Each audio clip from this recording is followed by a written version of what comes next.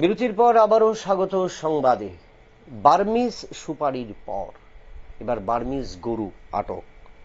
পাচারকালে 4টি অবৈধ বার্মিজ গরু আটক করল জনতা। পালিয়ে গেল গাড়ি চালক এবং পাচারকারী।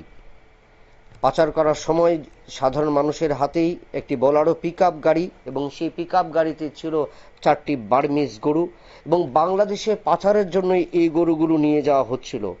ঘটনাটি ঘটেছে ঊনকোটি জেলার কুমারঘাটে, এবং সেখান দিয়েই কিন্তু প্রতিনিয়ত এই গরু পাচার হচ্ছে বাংলাদেশে। এবং সেই 4টি বার্মিজ গরু নিয়ে একটি বোলেরো পিকআপ গাড়ি, যার নম্বর TR03L এবং 318, এই নম্বরের গাড়িটিকে আটক করে স্থানীয় মানুষ এবং সংশ্লিষ্টরা তারপর কিন্তু এই গাড়ি এবং গরু বোঝাই গাড়িকে আটক করে পুলিশের হাতে তুলে দেয়। আমরা শুনে নেব পুলিশের বক্তব্য, কি উঠে আসছে এই ঘটনায়, কারা জড়িত বা সেই বিষয়ে কাউকে গ্রেপ্তার করা সম্ভব হয়েছে কিনা। আজকে বিকাল 5টার দিকে চিত্তরঞ্জন ক্লাবের সদস্য তারা শুভ্রাংশু ব্রত দেব, বাবার নাম হল শুভ্রাংশ শঙ্কর দেব, টিআরটিসি স্ট্যান্ড কুমারঘাটে তার বাড়ি। এরা 3জন মিলে একটা গাড়ি, বোলেরো গাড়ি এবং 4টা বার্মিজ গরু সাদা রঙের থানাটা না আমরা কাছে হ্যান্ডওভার করি।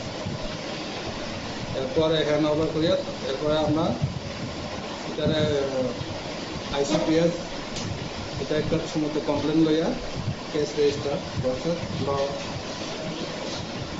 যেটা কেস নাম্বার হলো আমরা 7 নম্বর কেস কুমারঘাটে। আচ্ছা, গাড়িটি কোথা থেকে আটক করা হয়েছে? না, কোনো ড্রাইভারকেও তারা হ্যান্ডওভার করি নাই, শুধু গাড়ি আর গরু বার্মিজ গরু চাইতে হ্যান্ডওভার করছে। আচ্ছা, গাড়ি নম্বর?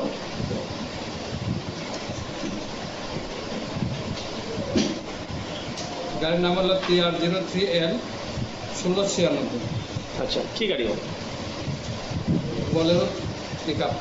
প্রাথমিক সূত্রে গরুগুলার মালিককে পাওয়া গেছে না এখন পর্যন্ত।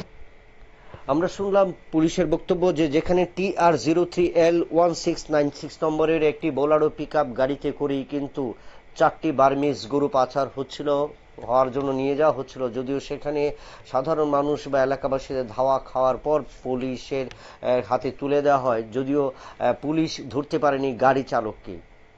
আসাম ত্রিপুরা সীমান্ত এবং আসাম মিজোরাম সীমান্ত দিয়ে প্রতিনিয়ত কিন্তু এইভাবে গরু পাচার হচ্ছে বাংলাদেশে, এবং সেই জায়গায় পুলিশের বা নিরাপত্তা রক্ষীদের ঘাটতি বা দুর্বলতা বা ব্যর্থতা যে রয়েছে সেটা কিন্তু আবারও প্রমাণিত হলো। কারণ সেখানে সাধারণ মানুষ কিন্তু আটক করলো TR03L 1696 নম্বরের গাড়ি, এবং সেই গাড়ি থেকে আটক হলো 3টি বার্মিজ গরু।